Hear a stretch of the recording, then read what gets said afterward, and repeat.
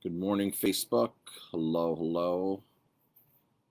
Let's see here. Just waiting to log in officially. I think we're live. And I got the circle going now. It looks like we're live. Jamie just got the notification I'm live, right? Yep. Oh, good morning, Facebook. Hello, YouTube. However you're watching us live or on the replay. Want to give you updates of what's going on, talk about some things, some safety things, some COVID-related things. So, good morning, everybody who's tuning in. Hello, Joel. Joel, we did see the write-up, the review. Thank you very much for that. We finally did see that. We saw that yesterday. It looks like it just came out. So thank you for those kind words. We really, really appreciate that. Joel's like our #1 fan, but he lives in Arizona. So I guess we'll have to ship you something out there. A little aroma time in Arizona. All right. So, good morning, Matthew. Hi, Susan. Good morning. Good morning. So, yeah. So, tonight, $9.99 burger night. No, buy one get no. What's tonight? $9.99 burger. Tonight is $9.99 burger night. Burger Thursday. We still have our $9.99 ribeye steak for takeout. These are all takeout specials, and yeah, so that's happening tonight, and the ribeyes the rest of the week. We are open at 5 o'clock tonight. Hello, Calvin. Good morning. So let's see. I wanted to share some of the emails that we get, not who they're from and not exactly what they say, or not verbatim from what they say. Every time we do events, so we have some really great events coming up. So, for example, we're doing this vintage run this weekend. On Sunday, we're raising money for Run Like the Wind Scholarship, which we've done in the past. So we've done it in the past, but we've had a much bigger scale race because we've done Ellenville Run Like the Wind, which would get almost 300 runners. 200, 300 runners, and we'd raise some money for the community and do scholarships. With COVID last year, we couldn't do that race. But there is a race that we do at a fun run at the restaurant every year, every February, and we literally line up like 60 people at the starting line. We did this last February, and this is pre-COVID regulations, and we had a great time. And the race was more of a fun run. It really wasn't for an organization or anything. It was because we put on this run and wanted to make some money in the middle of the winter and get some runners together and show them a good time and have some wine. This year, we've turned that run into more of a nonprofit model because we don't have the Run Like the Wind race. So we want to take this little run, fun run, and donate money to scholarships here in Ellenville for graduating seniors. But we can't take 60 people because of COVID. So we're taking 25 people, 20-ish, 25 people, and we'll have people spaced out in the restaurant and do it safely. So we do this event. Any event that we do, any event that we do currently, we go by COVID guidelines. But we always get emails from people. I can't believe you're doing this. Can't believe can't believe you're not mentioning COVID restrictions. I can't believe we sent an email yesterday for our Finger Lakes trip, and the lady goes, I don't want to go. I'm not interested in going, but I hope you're doing this safely. Like the email, like the emails that people send us. Like, folks, we're going by the guidelines. Do I agree with all the guidelines? No, and I've been very actively speaking about some of the guidelines I don't agree in, like Governor Cuomo's 10 p.m. mandate to close restaurants. I did not agree with. COVID is not more contagious after 10 p.m. And for us, that hurt our business because I'd had people come in at 9:30, driving up from New York City or wherever, or locals that come. A lot of New York City people that even live here now are they're used to eating later. They're not early birds. They don't go out till 9 o'clock. So the locals that are here, they're in our community now that are from New York City, they would come out late, or we'd get people in late. And I very disagreed on that. There's a lot of other things I've disagreed upon. I still follow the regulations. I still have to. But people like email us constantly, like you're not mentioning COVID restrictions. I hope you're not doing this. I hope you're being safe. Or why are you doing this?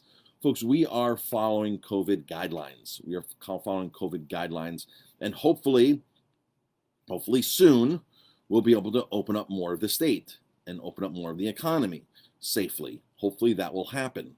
Hopefully we're moving in the right direction. is that poor New York City, right? Those restaurants down there. One out of every 6 restaurants across the U.S. has closed, gone, permanently gone, won't be back.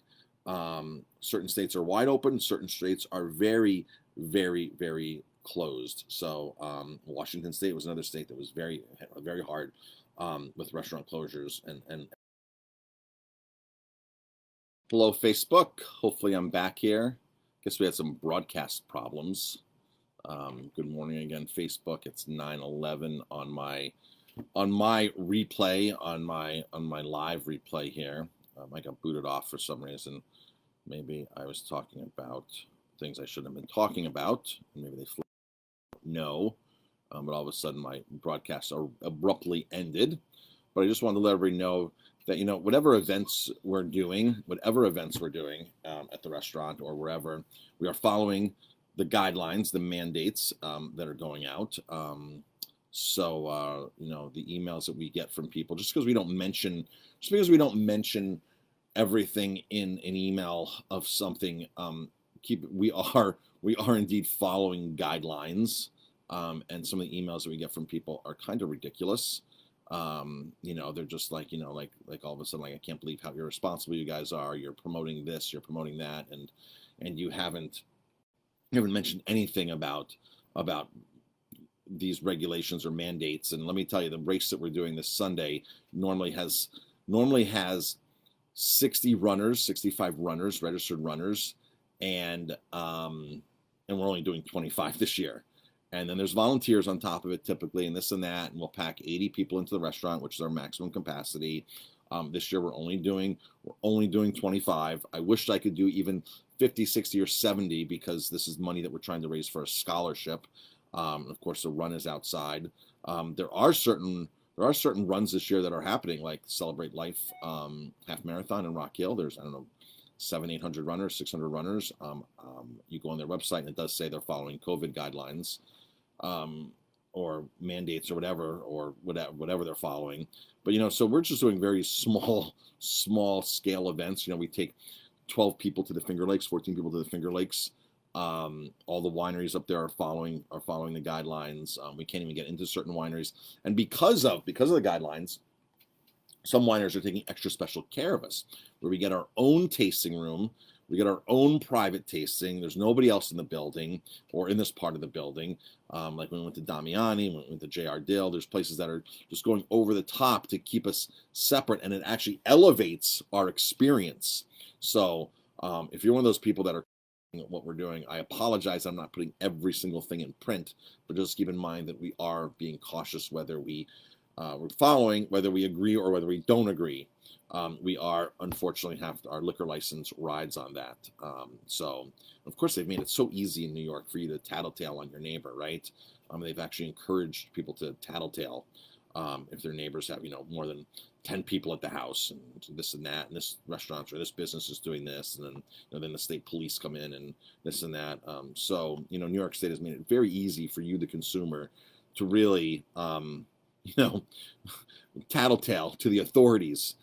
Your best bet, if you have a problem within a place, if you have a problem with any store, whether it's a grocery store, whether it's an ice cream stand, whether it's wherever, here are your best two options. Your best two options. One, don't go there. Find a store that you're comfortable with going to, that fits your comfort level. And the second thing is, call the owner, call the manager, and just say, you know what? I was there. I noticed that the cashier at Register 1 was probably working for 5 hours, touching their mask every 3 minutes, and not wearing gloves, not washing their hands, and touching everybody's groceries going through. Well, my mask was secure, of course, and touching everybody's groceries for hours and upon hours, and possibly cross-contaminating. I'm a little uncomfortable with that. I'm not going to come back to the store. I just wanted to give you my feedback. Right? Those are your two options. Don't go back, or call the manager and let them know what you're uncomfortable with. Sometimes a manager won't know what you're uncomfortable with, or know what that employee is doing. I know every store, they have the mask mandate sign out. When you walk into these stores, how many employees really have the mask on, actually on top? The mask is like this in a lot of cases, right? And when you catch an employee down the, if you're uncomfortable with that, because that's going to happen, folks. It's going to happen. It happens everywhere, even the strictest stores. That is happening. All right, that's happening. So if you're uncomfortable with that, there's online shopping, there's curbside pickup, there's whatever you're uncomfortable with. If you're really uncomfortable with that, you should be taking alcohol, rubbing alcohol and spraying all your packages when you come down home. There's some great videos online now. We did some great videos in the beginning on how to disinfect everything when it comes into your house, when it comes in, your steering wheel, all that kind of stuff. There's some things that you can totally, and it's up to your comfort level is what you're comfortable. I'm not saying anything's right or wrong. It's just your comfort level and the way to handle that. To be able to go out and make people or yourself miserable. It's really making yourself miserable, because your immune system is really one part of your immune system is your emotions. And when you get stressed out and when you worry and stress about things like that, that weakens your immune system. And the fact of just your mind getting set of, oh, I'm going to get sick, I'm going to do this, I'm going to do that, this is going to happen to me. That kind of thought process kind of creates your reality as well. And then you just look for a doctor or something or a sign to confirm your reality and your thought process. So just make yourself comfortable. I mean, that's the main thing. Like with this whole diet thing, I know a lot of people who go out to eat and they stress out. And I used to be that person. I used to be that person who used to go stress out. I used to go to a place and I can't find anything here and this and that. And, and then if somebody invited us over for dinner, this was years ago. This was 20 years ago, even before we opened the restaurant. I was at a point where people invited us over for dinner. It's like, what do I do? We used to go out to dinner in New York City at restaurants. And if I knew the chef, or the chef knew who I was, they'd send out like complimentary food. I remember one time they sent out foie gras. We were with another couple. We were going out for dinner. It was at Telepan's, Bill Telepan, and Bill Telepan knew I was there, and so he sent us out an appetizer course of foie gras. And I'm like, oh my gosh, like I was so stressed as food is in front of me and I can't eat it. And what do I say to the people I'm with? And this and that and this and that. Now, would I go out and eat foie gras today? No. But I would. I don't stress about the other parts of the diet. There's certain things that I don't touch out. Like I have certain guidelines. If I go to a restaurant, I will not touch certain things because I know what's good, what's bad, and where the gray areas are. And I kind of know what's going on in restaurants, obviously. So there's certain things that I will never, ever, ever touch at a restaurant. There's certain things that I will be flexible on. But I know that going into it. I pick my restaurants carefully, restaurants that I trust. I just wouldn't, I don't go to Chick-fil-A or I don't go to Subway and things like that. If I was super, super hungry, would I go to Subway? Yeah, I'd probably go to a whole wheat vegetable sandwich. I would not. I've known people that have worked at Subway and the way they process their meats, the shelf life on those, the room temperature shelf life on those is insane. So that should tell you one thing right there. I understand it. You're a fast food restaurant. You don't want to get people sick, so you have to highly process, highly chemicalize, preserve things. So you're not going to get people with food have food poisoning, and it's easier for your staff to do. And what happens if this and this and that, right? So I understand that. So I just know not to go there. I'd rather go buy a bag of organic baby carrots in a store or hummus or something in a grocery store, right? Then, or I'd rather just take control of, especially when I travel. I spoke about this the other day. When I travel, I try to take my own food because then I have control of that. But the fact of going and stressing out will make you sick. So the less stress you have, so sometimes you have to loosen up a little bit and relax and realize that the stress is worse than maybe what you're putting into your mouth or the thought process of you going somewhere. So, stress is one of the key factors to, we take all these vitamins. A lot of us take all these vitamins and this and that because we want to live longer, we want to be healthier, this and that. And then we stress out about everything. That we're like professional stress people. And my mom was like that. My mom would stress about everything. I'm like, Mom, it's not that big of a deal. And she was just known to stress out about everything. I'd go, even as an adult, and it was just the love she had. But everything she had to worry. And so, Mom, please don't worry about that. We're fine. I'm fine. She'd worry when I was, 40 years old, I didn't have enough money in my pocket. I was, Mom, I'm fine. I have money. I own a restaurant. I have money. We work hard. No, here's a couple dollars. I worry you don't have enough money. So, the fact of people worrying is a sign of care, but also at the same time, don't get yourself sick from worrying about things. Some people really, really worry. So the vintage run is this weekend. We have like 5 slots left, 6 slots left, Jamie. If you go online, that's it. It's $30. It's a fun run. We're raising money for local scholarships, so that's really great. I don't know the course yet. I got to go out and run today and tomorrow and see if our regular course is clear. I will know more about that, but it's a 3-ish mile race. Finger Lakes, I think we've sold the last 2 tickets to the Finger Lakes. Not 100% sure. Not sure until it's signed and dotted, right? So if you're interested in the Finger Lakes, call us right away for that. And that's it. Jamie and I have to head to the Airbnb. We have another busy weekend at the Airbnb. Got to get fresh flowers in there and stock it with fruits and veggies and chopped garlic for them, all kinds of things. Jamie and I are having a lot of fun with the Airbnb. Everybody who's checking in is like, oh my gosh, you guys have thought of everything here. And it's not that we've thought of everything. We're just in the hospitality business, so we have a different mindset than other Airbnb hosts. One of the things that we do is we take chopped garlic ready for our guests, and we have it in the refrigerator already ready. I think the last thing you want to do is when you go away, let's do an Airbnb. Most Airbnbs don't have adequate kitchen equipment, right? That's the big thing. It's like the pots and pans can be a little cheaper. There's no good knives, cutting boards. Like we have a big, massive wooden cutting board there. We have other cutting boards, and what happens, so you get there. The last thing you want to do when you go out is to an Airbnb is like have a cheap knife, a cheap cutting board. Knife's not even sharp, and trying to sit there and chop garlic for a dish. So we leave a half a cup of chopped garlic in oil ready for the guests. We leave them an onion. We leave them a lime. We leave them a lemon. We leave them organic bananas. We leave them local apples. So we stock everything up for them. The basic thing that's there. All that's free and complimentary. They get a brand new sponge. They get a brand new Brillo. They get brand new latex gloves. So it's really like, and everything's labeled, and there's portion control ketchup.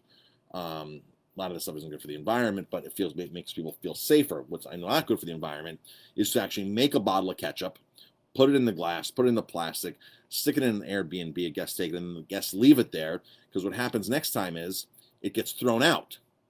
It gets thrown out, so you're actually throwing out the whole plastic bottle with 3/4 of the ketchup in there, because nobody wants to go into an Airbnb and see that someone open up somebody else's used ketchup, right? You don't want to do that, so it actually wastes more. So we use the portion control packages.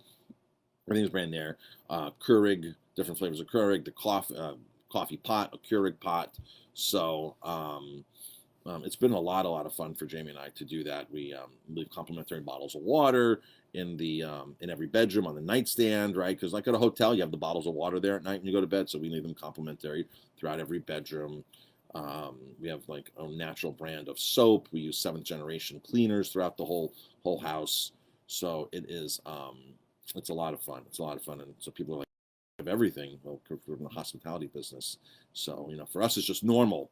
But for other Airbnb hosts, I don't think they're chopping fresh garlic for every guest that comes in. But since we have a restaurant, we have, half a gallon of chopped garlic on hand every day here, so it's easy for us to do that kind of stuff. We leave in cooking oil, we leave in balsamic vinegar, all in sealed little containers that are sanitized and then sealed. So it's been a lot of fun. And good morning, everybody tuning in. Hi, Heidi. Hi, Jenna. Thanks, Jenna, for the comment there. Appreciate that. Ruth and Joel's back on. So I got booted off my first call. I got booted off my first Facebook Live this. I don't think they like me talking about the current situation. So I think there's probably measures on, and I wasn't disagreeing. I was just saying certain people's comfort levels are different and certain states are different. And I might not agree, but I have to follow the guidelines or the mandates that are set forth by the health department and the governor. And I said, some of them I do agree with, some of them I don't agree with, but we're following them. So if you think that we're doing an event, a promotion, or doing something, or we're doing it unsafely, we're not. If it's unsafe for you, for your comfort level, then whether it's here or any restaurant or any store, then don't go. Simple as that. Don't stress yourself out. So that was the point of that whole thing. But I'm sure Facebook has controls in here about content that people can go on live and say, since that's what's been happening. All right, folks. Tonight, burger night, $9.99. Burgers to go. Our ribeye steak is $9.99 to go. The vintage run this is our mussels and shrimp green curry. Really a great special, fantastic special. And that's it, folks. I gotta go, and I'm going for a quick run right now. I don't have to go to the Apple store today or speak to Apple today on the phone. I've spent like 10 hours this week, maybe even more, with my old Mac, well, my new MacBook.